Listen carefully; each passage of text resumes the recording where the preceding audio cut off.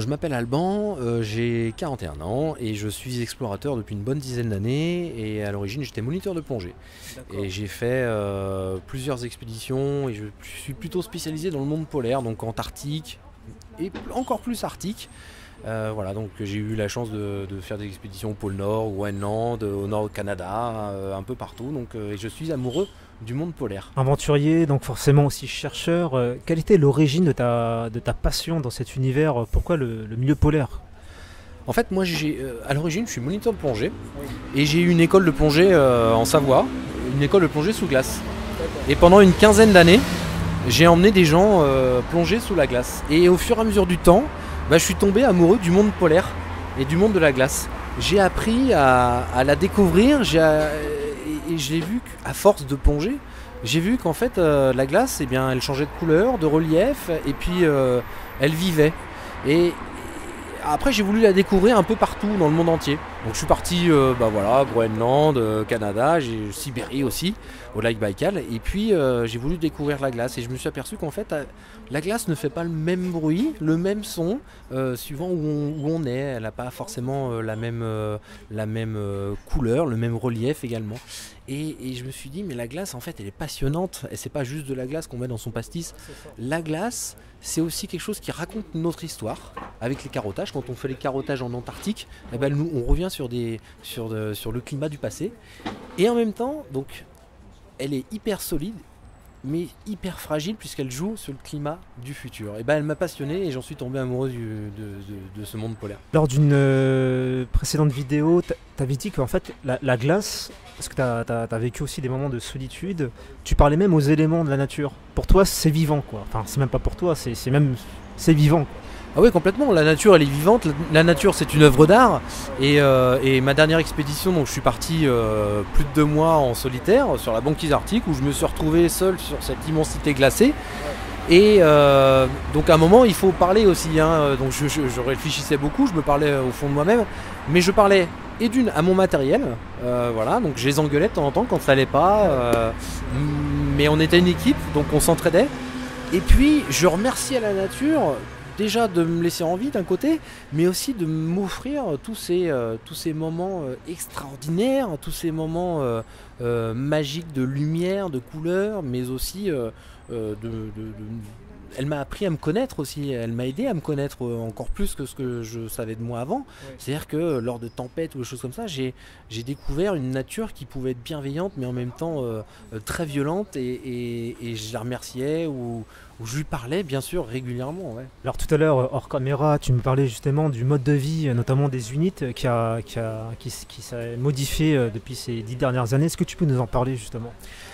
Oui, alors en fait, ce que je remarque moi de plus en plus, c'est qu'il y a un changement sociétal et environnemental chez les Inuits. Donc ça fait depuis une bonne dizaine d'années que ça a commencé, parce que je vais prendre le cas de ma dernière aventure où j'étais sur le passage du Nord-Ouest. Alors le passage du Nord-Ouest, c'est un endroit où il y a de plus en plus de bateaux qui passent. C'est un canal, un grand canal. Il y a de plus en plus de bateaux qui passent parce qu'il y a de moins en moins de glace. Et c'est un raccourci entre l'océan Pacifique et l'océan Atlantique.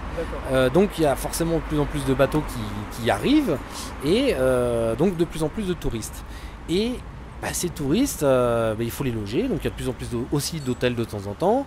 Ça dépend des villages bien évidemment, mais voilà, on a un vrai changement. On a les Inuits qui accèdent de plus en plus à la modernité. Donc depuis une bonne dizaine d'années, ils ont les supérettes aussi. Enfin, ça fait déjà bien longtemps qu'ils les ont, mais encore plus achalandés maintenant. Donc il y a de moins en moins qui vont pêcher, qui vont chasser. Donc on a une culture qui est en train de changer par rapport à ce qu'on a connu avant, ou ce qu'ils ont connu surtout eux. Donc voilà, moi je suis un témoin en fait de ce qui se passe. Je suis pas là pour juger, je suis là pour raconter ce qui est en train de changer. Quelle est ta plus grande peur?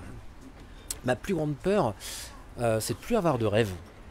D'accord. Ouais, ça c'est ma plus grande peur. Ça m'est arrivé au retour de mon expédition au Groenland il y a quelques années. Et pendant 6 mois, j'avais plus de projet, j'arrivais plus à rêver et je me suis dit, ça y est, je suis foutu. Et je crois qu'avoir des rêves, des objectifs, c'est ce qui vous fait avancer, c'est ce qui vous donne envie d'aller, de vous lever le matin. Ouais.